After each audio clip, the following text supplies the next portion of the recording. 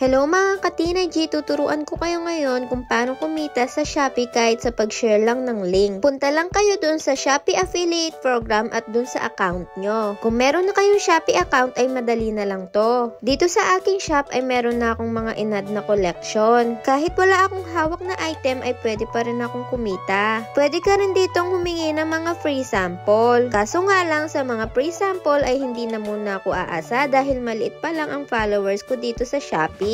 Pero nag-try pa rin ako, malay mo naman, di ba? Bago ka nga mag-share ng mga link ay ayusin mo muna yung account setting mo. Dito nga ay makikita mo yung account settings, promotion platform, payment settings, at contact settings. Dito nga ay hindi ko na kayo tuturuan dahil basic na lang to. Doon naman sa payment setting, kailangan ay meron kang bank account. Ang ituturo ko ngayon ay ang pag-share ng link gamit ang Facebook. Ako kasi yung mga sinashare ko ay yung mga murang item lang at malaki yung commission. Pwede din naman yung mga maliit na commission kung alam yung papatok yung item or yung product. Kahit 2 piso lang yung commission mo, okay na yan. Itatry natin itong bookshelf. Dito nga sa Shopee ay pwede mong kunin yung mga picture. Piliin nyo rin pala yung mga items na marami ng sold. Pagkapindot mo nga nung share to earn ay makikita mo na yung mga download images. Pindutin mo lang itong download all images. Dapat mo rin itong ilagay sa iyong My Collection.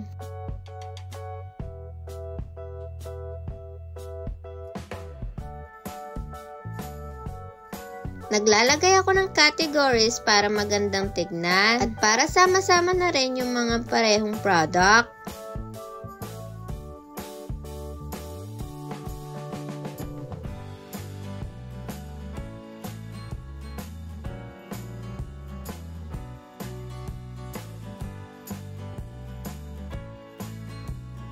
Pwede ka rin palang gumawa ng Shopee video dito, gamit yung mga dinownload mong picture. Easy edit na lang to kasi naka-template na sila at mag-a-add ka lang ng picture para maging video. Kaso kasi hindi nagiging unique yung video kapag hindi ikaw yung gumagawa. Ito yung ibang platforms na pwede mong i-share yung link.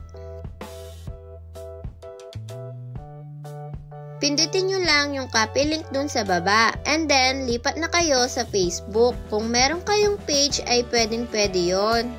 Dito tayo mag-a-upload sa page ko.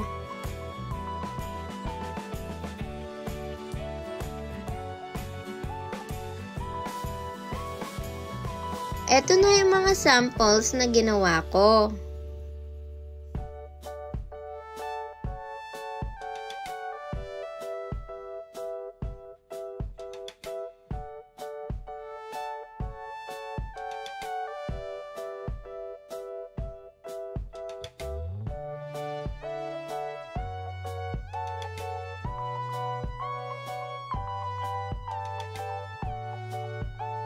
Mag-create ka lang ng post at share mo sa mga groups para marami din makakita ng link na ina-upload natin.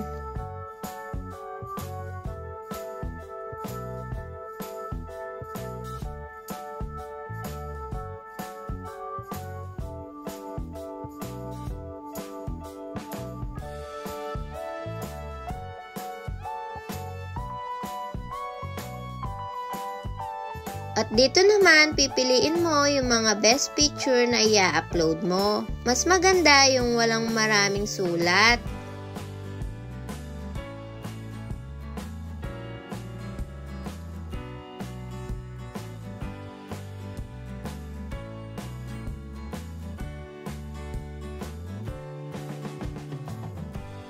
Pagkatapos naman ay ipipaste mo yung link na kinapi mo.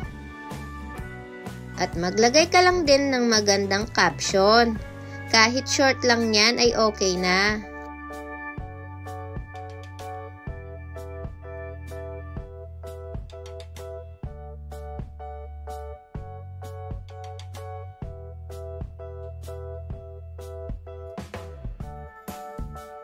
Pagkatapos ay i-upload na natin. At refresh nyo lang at tada, ayan na yung ginawa natin. Dito sa pag-share ng link ay bago pa lang din ako. Tsagaan lang din kasi to, lalo na kung konti lang yung followers mo sa Shopee at Facebook. As of now nga ay meron pa lang akong 29.33 commission. Kaya try nyo na!